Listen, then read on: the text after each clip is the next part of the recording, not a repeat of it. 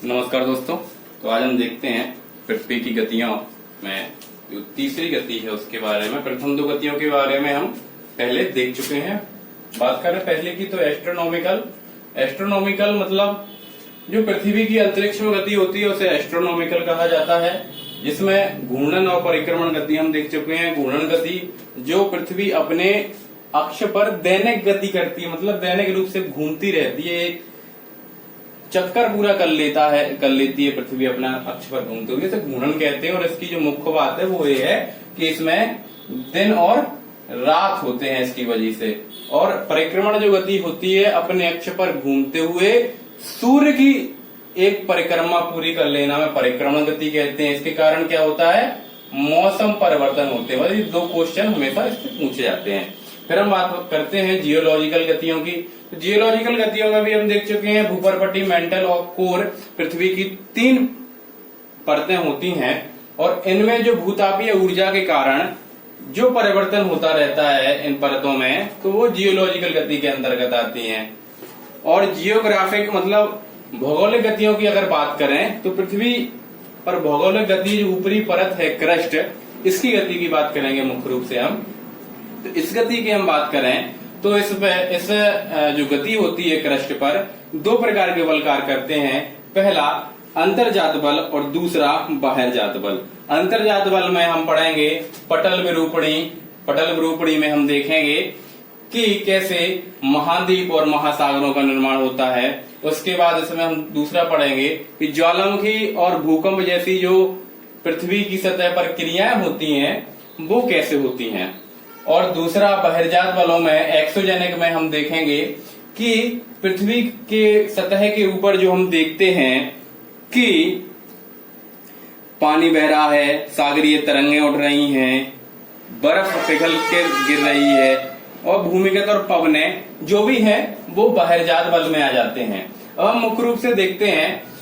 अब ये देखिए कि पृथ्वी के जो अंदर से जो बल के कारण जो परिवर्तन हो रहे हैं और बाहर बल से जो बल के कारण जो परिवर्तन हो रहे हैं, उन दोनों में एक संतुलन बिठाने के लिए ये बल आपस में कार्य करते रहते हैं, और इस संतुलन की दशा को ही समस्थितिकी कहते हैं।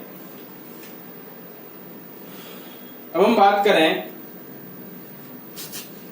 गति की, तो इसे मुख्य रूप से 2 भागों में बांट दिया जाता है, एंडोजेनिक और एक्सोजेनिक। एंडोजेनिक को हम विवर्तनिकी या टैकोजेनिक भी कहते हैं, और एक्सोजेनिक की ये जो बिंदु है ये हम बाद में देखेंगे। बात करते हैं हम एंडोजेनिक की, मतलब अंतर्जात बल के कारण क्या क्या परिवर्तन होते हैं।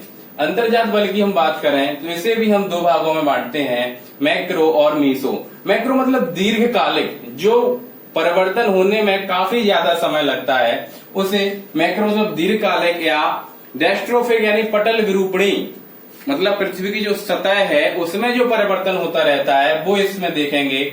और मेसो मतलब अल्पकालिक समय में ही जो परिवर्तन हो जाते हैं उन्हें हम मेसो में देखते हैं। तो अल्पकालिक समय में जो परिवर्तन होते हैं वो 2 प्रकार के परिवर्तन होते हैं, वोल्केनो मतलब ज्वालामुखी और अर्थक्वेक मतलब भूकंप।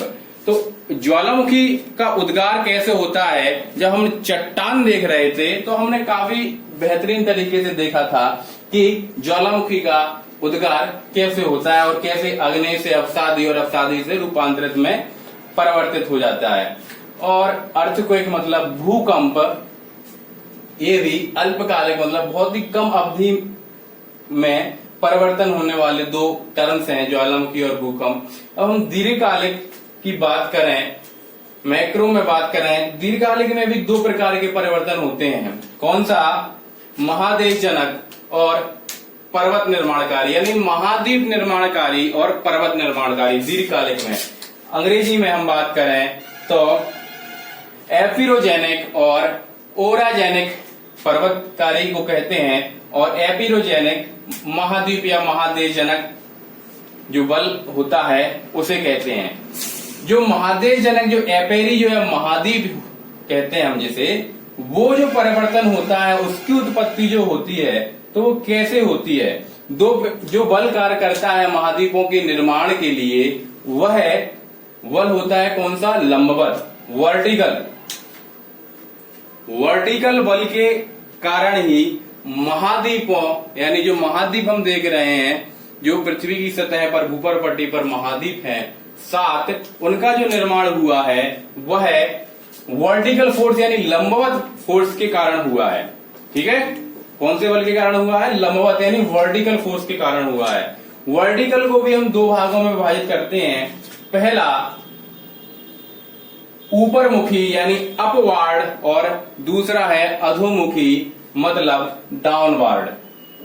अपवार्ड जो होता है और अधोमुखी मतलब डाउनवार्ड। तो जो अपवार्ड जो फोर्स होता है उसके कारण क्या होता है कि पृथ्वी की जो सतह है वो सामान्य सतह से ऊपर उठ जाती है और उस पर जीव जंतु निवास करने लगते हैं।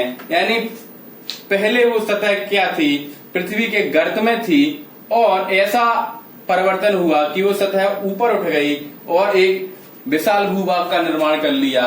तो इस प्रकार के बल के कारण जो भूमि का निर्माण हुआ उसका एक उदाहरण है अल्लाह का बांध। अल्लाह का बांध भारत में है। ये कई बार क्वेश्चन आया है कि अल्लाह का जो बांध का निर्माण हुआ है वह किस बल के कारण हुआ है? तो अंतर्जात बल के कारण हुआ है। अंतर्जात में भी कौन सा बल है? पटल विरूपणी बल के कारण हुआ है। और पटल विरूपणी में भी कौन सा है? वर्टिकल यानी लंबवत बल जो कार्य करता है उसके कारण हुआ है। और डाउनवार्ड की बात करें तो डाउनवार्ड का जो उदाहरण है मतलब पृथ्वी की वह सतह जो पहले ऊपर थी और ऐसा पृथ्वी के अंदर परिवर्तन हुआ कि वह सतह नीचे धसक गई, उसका एक उदाहरण है प्रिंस डॉकयार्ड जो मुंबई में है। ठीक है, नीचे धसक गई वह तो वहां बंदरगाह बन जाता है, जहाज आने जाने लगते हैं, तो उसे प्रिंस डॉकयार्ड भी एक उदाहरण है। दोनों ही उदाहरण इंपोर्टेंट हैं, अल्लाह का बांध और प्रिंस डॉकयार्ड। अल्लाह का बांध अपवार्ड से हुआ है और प्रिंस डॉकयार्ड का निर्माण डाउनवार्ड यानी अधोमुखी से हुआ है। अधोमुखी मतलब नीचे धस जाना। अब लंबवत में हम बात करें तो 2 प्रकार के बल इसमें भी हैं, इमरजेंट और सबमर्जेंट। इमरजेंट में क्या होता है कि फॉर्मेशन ऑफ लैंड और कॉन्टिनेंट, मतलब इस बल से जो निर्माण होता है वह है महाद्वीप। इमरजेंट में क्या होता है कि महाद्वीपों का निर्माण होता है और सबमर्जेंट में क्या होता है? फॉर्मेशन ऑफ ओशियन, मतलब जो महासागरीय चट्टानें होती हैं उनका निर्माण होता है। तो इमरजेंट में महाद्वीपीय चट्टानों का निर्माण हो जाता है और सबमर्जेंट में महासागरीय चट्टानों का निर्माण हो जाता है। अब हम बात करें पर्वत निर्माणकारी बल की, तो पर्वत निर्माणकारी जो बल होता है वह बल हॉरिजेंटल के रूप में कार्य करता है, तो क्षैतिज कार्य करता है।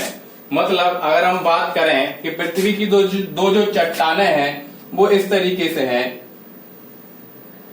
तो जब ये महाद्वीप निर्माणकारी बल कार्य कर रहा था तो वर्टिकल कार्य कर रहा था, तो एक जो चट्टान थी वो ऊपर धस जा रही थी, एक जो चट्टान थी वो नीचे धस जा रही थी। तो ऊपर वाली चट्टान से जो निर्माण हो रहा था वह क्या था? इसमें महाद्वीपों का निर्माण हो जाता था, यानी बड़ी बृहद स्तर पर होती थी तो महाद्वीपों का निर्माण हो जाता था, छोटे स्तर पर होती है तो छोटे छोटे भौगोलिक भूभाग का निर्माण हो जाता है। जैसे अल्लाह का बांध है अपर द्वारका, और अधोमुखी जो नीचे धस जाती थी तो महासागरीय चट्टान का निर्माण हो जाता था। और यह उदाहरण है, छोटे रूप में बात करें भारत में तो मुंबई में प्रिंस डॉकयार्ड जो उदाहरण है वो अधोमुखी का है। इसी प्रकार जब ये तो वर्टिकल मतलब लंबवत काम कर रहा था, अब बात करते हैं हॉरिजेंटल की, मतलब ये 2 जो चट्टानें हैं ये क्षैतिज रूप में कार्य करती हैं। क्षैतिज रूप में भी 2 प्रकार से कार्य कर सकती हैं। एक तो ये कार्य करे विपरीत दिशा में, मतलब दोनों आपस में मिल जाएं। क्या हो जाए? दोनों आपस में मिल जाए, मतलब कंप्रेशन हो जाए, संपीड़न हो जाए। इनका क्या हो जाए? संपीड़न हो जाए, एक दूसरे में ये मिल जाएं, एक दूसरे की तरफ ये भागें।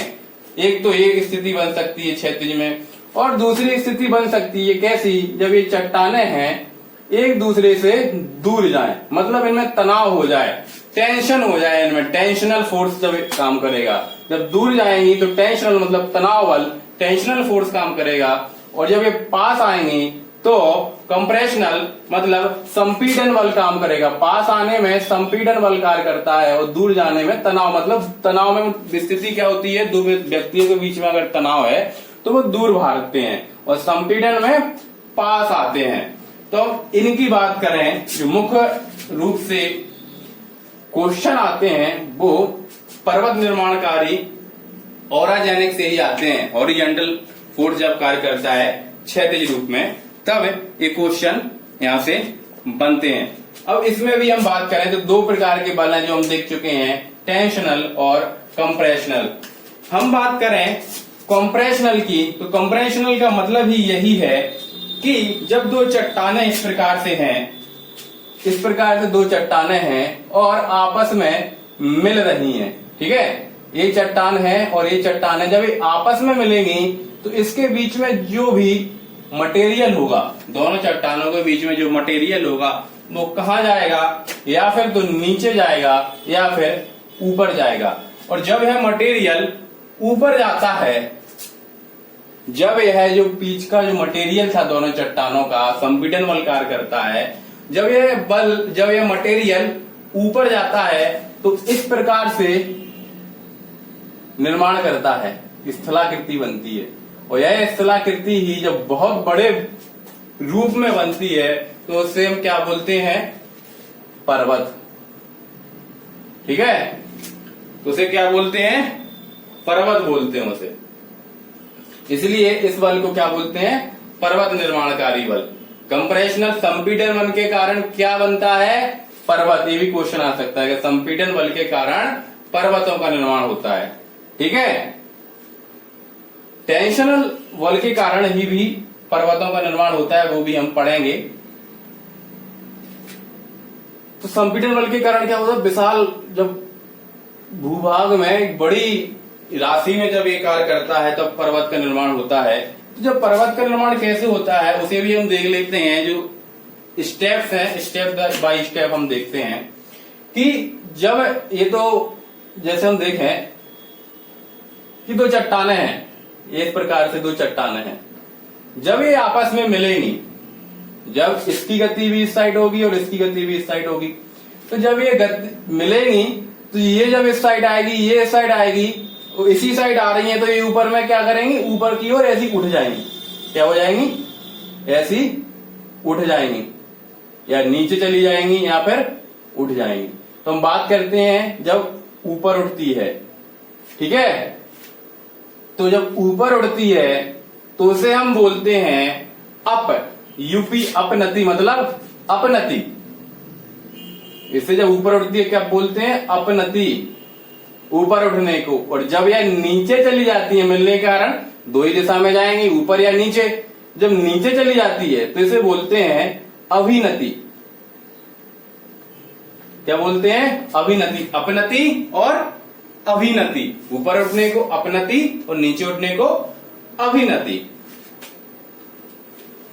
और जब यह अपनति होती है, बहुत बृहद स्तर पर अपनति होती है, तो अपनति में भी छोटी छोटी छोटी छोटी क्या होता है, बलय पड़ते हैं। बलय क्या है, इन्हीं चट्टानों के ऊपर उठने और नीचे उठने के बाद, नीचे गिरने के बाद जो स्थलाकृति बनती है उसे हम बलय कहते हैं। बलय मतलब फोल्ड, फोल्ड हो जाता है, ये फोल्ड हो रहा है, इन्हें हम क्या बोलते हैं, बलय। जब दो चट्टानें संपीड़न बल के कारण आपस में मिलती हैं तो इस प्रकार से ऊपर उड़ती हुई हो जाती हैं, नीचे झुक जाती हैं, तो हम इन्हें बलय बोलते हैं। जब ऊपर उड़ जाती हैं तो इसमें बहुत बड़े स्तर पर जब ये ऊपर उड़ती हैं, बड़ी राशि में, तो इसमें भी छोटी छोटी अवनतियां और अपनतियां हो जाती हैं। तो अपनति में जो छोटी छोटी स्थलाकृतियां बनती हैं इसे बोलते हैं समपनति, समपनति। और जब अभिनति में छोटी छोटी स्थलाकृतियां होती हैं तो इसे बोलते हैं समाभिनति, समाभिनति भाव मिल रहा है। ठीक है, ऊपर तो समप हो गया, नीचे तो समाभि हो गया।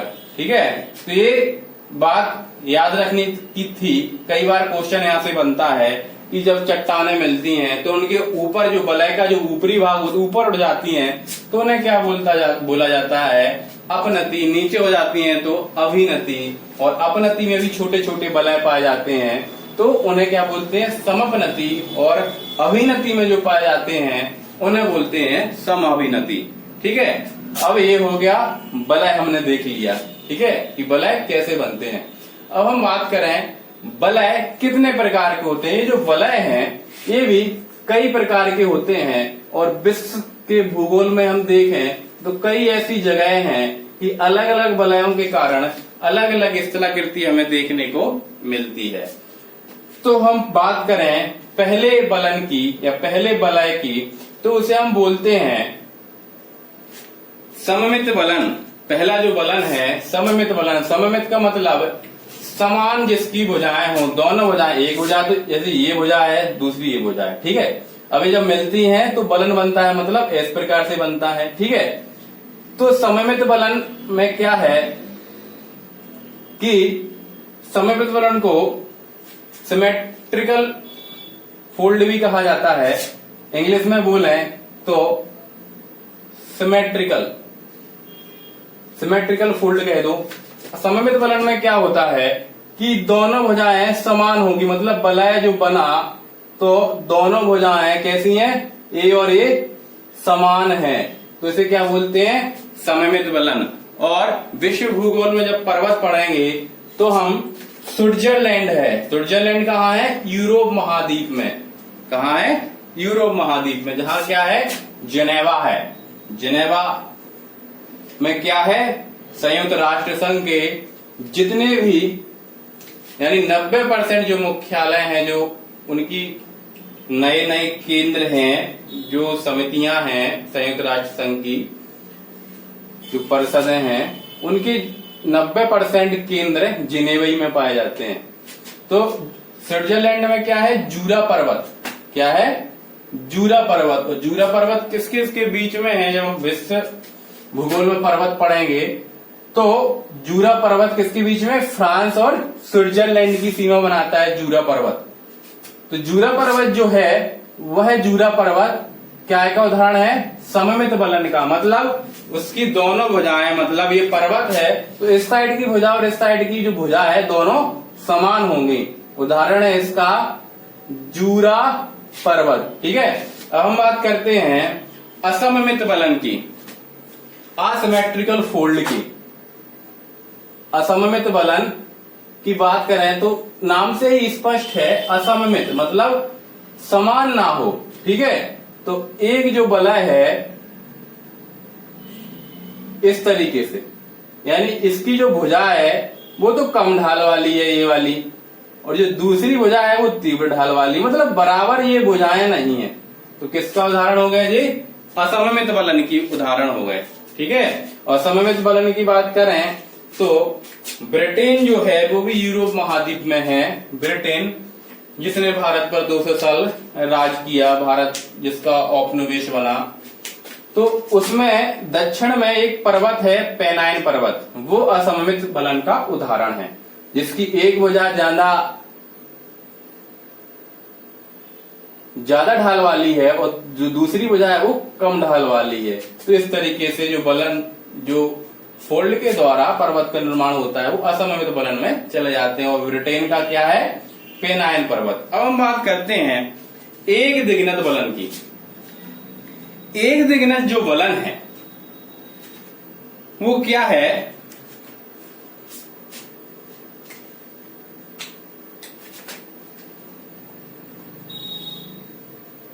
एक दिग्नत जो मोनोक्लाइनल मतलब एक दिग्नत मतलब एक ही जो भुजा है वही इस तरीके से, मतलब जो एक भुजा है वो तो ढाल वाली रहेगी और दूसरी भुजा है वो सीधा 90 डिग्री का कोण बना लेगी। मतलब कैसा, इस तरीके से जो दूसरी भुजा है वो तो सीधी लंबवत हो जाएगी, खड़ी हो जाएगी, और कितने का कोण बन जाएगा, इससे 90 डिग्री का कोण बन जाएगा। कितने का बन जाएगा, 90 डिग्री का कोण बन जाएगा ऊपर से। तो इसका जो उदाहरण है, जो कई बार परीक्षाओं में पूछा गया है एक दिनगत का, ऑस्ट्रेलिया की द ग्रेट डिवाइडिंग रेंज। ठीक है, ग्रेट डिवाइडिंग रेंज जो प्रवाल भित्ति है, विश्व की सबसे बड़ी प्रवाल भित्ति ग्रेट डिवाइडिंग रेंज में प्रशांत महासागर में जो पाई जाती है, वह किसका उदाहरण है, एक दिग्नत बलन का है। मतलब जो उसकी भुजा है, एक तो ऐसी गई है और दूसरी खड़ी। ऑस्ट्रेलिया को हम देखेंगे, जब ऑस्ट्रेलिया का नक्शा देखेंगे तो उसमें पूरी एक तरीके से लंबवत रूप में वह बनी हुई है। अब हम बात करते हैं अधिबलन की। अधिबलन जो होता है उसकी हम बात करें तो अधिबलन बहुत ही परीक्षा की दृष्टि से महत्वपूर्ण है, क्योंकि यह भारत से संबंधित है। इसका जो उदाहरण है वो भारत से संबंधित है। अधिबलन में क्या होता है, एक जो भुजा है, अधिबलन एक भुजा है वो तो एक सामान्य ढाल वाली रहेगी, और जो दूसरी भुजा है वह बहुत ज्यादा तीव्र ढाल वाली रहेगी। इस तरीके से बहुत ज्यादा तीव्र ढाल होगा इस तरीके से। इसका जो उदाहरण है वह है कश्मीर हिमालय की पीर पंजाल श्रेणी। जब हम हिमालय पढ़ेंगे भारतीय भूगोल में, तो भारत जो हिमालय की जो श्रेणियां हैं, वो जो श्रेणियां हैं वो हम देखेंगे कि हिमालय की श्रेणियों को, जैसे काराकोरम हो गई, जास्कर हो गई, उसके बाद मध्य हिमालय, लघु हिमालय, उसी में लघु हिमालय में हम देखेंगे, मध्य हिमालय में पीर पंजाल, जास्कर वगैरह हैं, वो हम देखेंगे। तो ये क्या है, कश्मीर हिमालय में पीर पंजाल। पीर पंजाल श्रेणी किसका है, अधिबलन का उदाहरण है। हम देखते हैं समनत बलन, आइसोक्लोनल समनत बलन, आइसोक्लोनल मतलब ये बलन होंगे तो एक से, लेकिन कई, इनकी जो संख्या होगी वही कई रूपों में होगी। मतलब एक सी आकृति कई बार हमें देखने को मिलेगी। समनत मतलब नाम से ही